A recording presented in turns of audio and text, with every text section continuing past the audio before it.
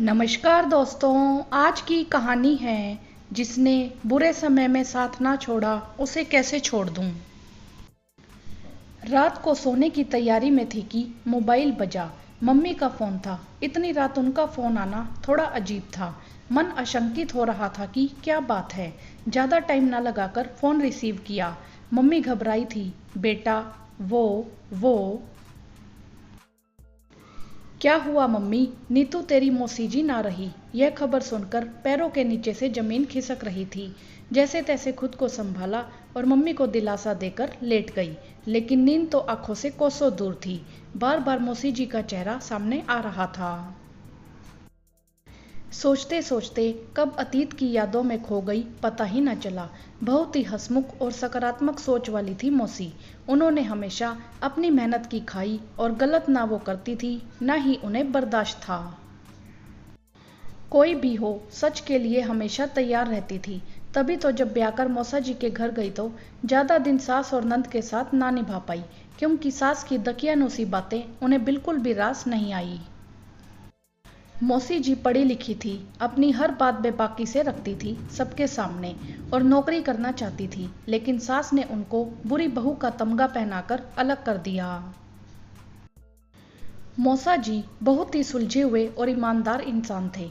वह कहाँ जाते माँ की तरफ या पत्नी की तरफ। खैर, वह मौसी जी के साथ ही रहकर माँ से नज़दीकियाँ बनाए हुए थे।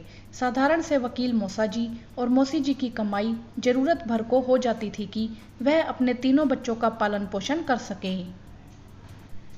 घर के नाम पर मौसी जी को हिस्से में सिर्फ एक कमरा मिला था, जिसमें वह पांचों अपना गुजारा कर रहे थे। लेकिन कभी उन्होंने अपने उसूलों से समझौता नहीं किया। रोटी कपड़ा और मकान का जुगाड़ चल ही रहा था और बच्चे सरकारी स्कूल में पढ़ते थे। मौसी ने बच्चों को संस्कार देने में कोई कमी नहीं की थी, लेकिन उनकी खुशियों को किसी की नज़र लग गई और मौसा जी भी उनको असमय अलविदा कर गए। कैसे सहेगा उनका परिवार यह सब।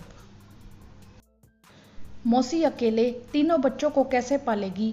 प्रॉपर्टी के नाम पर एक कमरा ही तो था और मौसी की प्राइवेट टीचर की जॉब। लेकिन मौसी ने हिम्मत न हारी। नमक रोटी खा ली, लेकिन कभी किसी के सामने हाथ न फैलाया। बड़ा बेटा 8वीं क्लास में था। मौसी ने बेटे की मदद लेकर ट्यूशन लेना शुरू किया। धीरे धीरे ट्यूशन ने बड़ी कोचिंग का रूप ले लिया। उनका बेटा बहुत होशियार था। बहुत मेहनत की उन्होंने और साथ साथ अपनी पढ़ाई भी मन लगाकर की। देखते देखते मौसी का संघर्ष और मेहनत रंग लाई। बड़े बेटे का इंटर और एनडीए का रिजल्ट साथ ही आया। खुशियों ने दस्तक दी थी मौसी जी के घर में। कुछ ही दिनों में तीनों बच्चे सेटल हो गए। एक कमरा एक बढ़िया घर बन चुका था। अब कोई कमी न रह गई थी मौसी जी की जिंदगी में, सिवाय मौसा जी के। बच्चों ने बहुत जिद की थी मौसी जी को कि नौकरी छोड़ दो माँ, अब इसकी क्या ज़रूरत है, अब आराम करो माँ। लेकिन मौसी जी ने एक ही जवाब दिया, हमेशा बेटा, जब इसने इतने बुरे दिनों में हमारा साथ दिया, अब मैं इसे क्यों छोड़ूं। तुम्हारे पापा के जाने के बाद इसी ने तो हमारा साथ दिया, और जब अब तक किसी के सामने हाथ नहीं फैलाया तो अब क्यों फैलाऊं। बच्चे निरुत्तर हो जाते हैं और आखिरी सांस तक उन्होंने अपने उसूलों से समझौता नहीं किया। शत शत नमन है ऐसी शख्सियत को।